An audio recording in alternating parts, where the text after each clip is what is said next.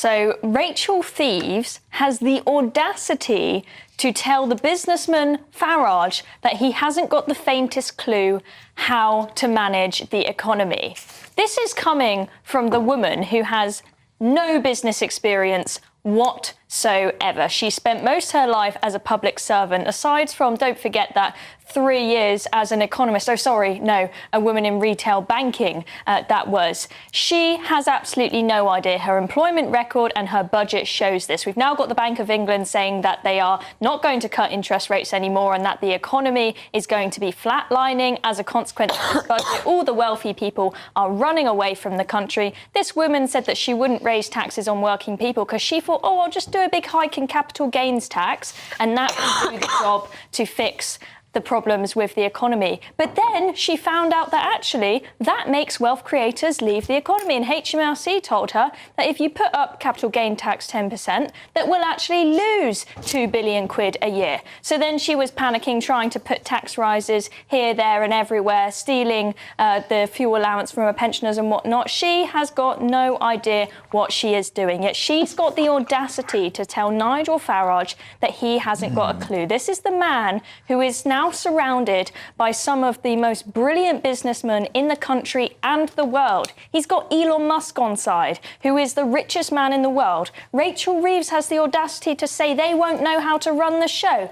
Give me a break. Now, The Telegraph gave Nigel the opportunity to respond to what Rachel Thieves had to say, and brilliantly he said, unlike Rachel from accounts, I have set up and run businesses for over 30 years, creating jobs and paying tax. Well done, Nigel. So my question to the panel is this the Labour Party throwing insults at reform because they're throwing their toys out the pram now that they can see that Nigel is looking like he might be the next Prime Minister? Do you know, I think you're onto something there. And I think actually, ultimately, the fact of the matter is, you know, they say, oh, well, people like Elon Musk, they are so rich, richer than Croesus. You know, how can they have any idea of what it's like at the bottom? Well, he built a business, right? He built several businesses that have gone on to international success on a scale of which has never been seen before. And Adam, meanwhile, a business owner, small to medium-sized business owner, a good pub, and he's struggling at the minute because of what they've done. And they have the goal to lecture Nigel Farage on his inability, supposedly, to run an economy. Well, I mean, I was about to swear there, but Adam, I mean, I guess the frustration that you feel, you must be of the same view. You'd much rather have Farage in there than these chancellors. I would actually trust, I think, anyone rather than Rachel Reeves as being our Chancellor, because anyone with a brain would know what this budget was going to do. I've been on air on GB News, I've been on X and social media, saying that many of the things that they're going to implement come April will push prices up.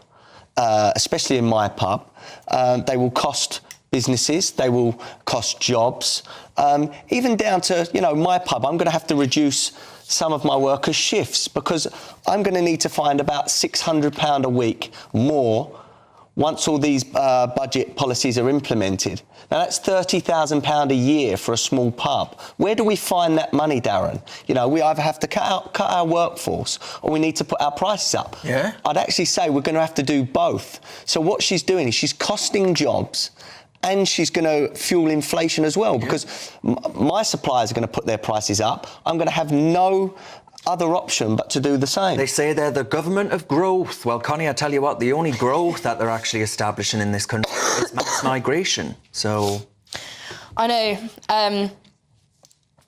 And I think the arrogance is astounding, especially considering they're the most unpopular government in history this early into their tenure. Yeah. It is. I think they are just trying to deflect the fact that it's going so badly for them. And because the Labour government is so worried about the next election and the fact that so many people who might have voted for the Tories last time are now wanting to vote for reform, they're so worried that reform is going to get these extra votes. And so they need to do everything they can to sort of slag them off and say that they're not good enough. All right, Susie. Yes, I mean, you won't be surprised to hear that I don't agree with what anyone here is saying. You know, let's be honest. We have just had 14 years of a Conservative government that has left kids, you know, learning in porter cabins, record waiting times on the NHS. You know, the economy, did they do good on the economy? Was the economy in a good place? No. We've got record numbers on benefits in this country. That is the Tory record in this country. And then you've got the Labour Party that have come in, they've been in 5 months, and already everyone's saying, Rachel Reeves disaster, Keir Starmer. Well, let's just wait, shall we? Because I think you cannot have short fixes on the economy. In 2 years' time, you're going to see those houses being built, you're going to see people that want benefits going back to work, because we've got an actual back-to-work programme, massive record investment in apprenticeships. Listen, And 5 out of 7 of those... Watch this place. Speak to you again in a year's time. Still watching? Well, I've got a quick ask for you. Recent UK, we're fighting the woke brigade and inspiring young Brits, but we need your help to go bigger. We're hosting a fundraiser and would love you to sign up and share the link on the big day. It's easy, it makes a massive impact, and there are prizes for top fundraisers. Click the Google form in the description to join us. Cheers very much. Let's keep going together.